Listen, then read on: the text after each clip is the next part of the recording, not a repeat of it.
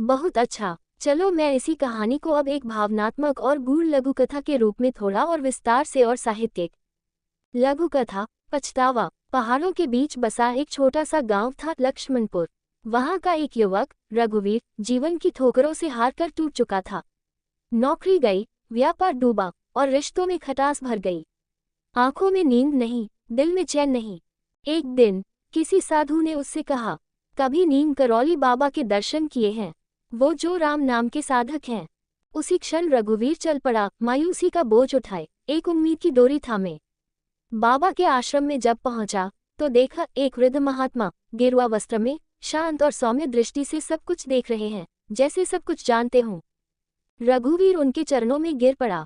शब्द नहीं निकले, केवल अश्रु बहे। बाबा बोले, राम राम कह बेटा, रोज कह, इस जीवन की सारी उलझनें सुलझ जाएंगी। पर ध्यान रहे, न कहा तो एक दिन पछताएगा। ये मंत्र नहीं, जीवन की कुंजी है।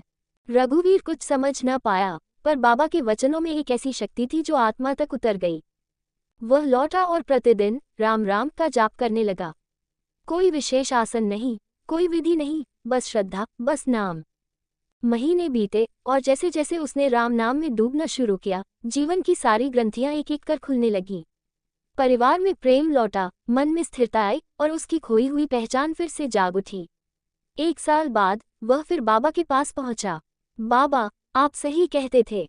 अगर राम नाम नहीं जपा होता तो अब तक शायद खुद को ही मिटा चुका होता।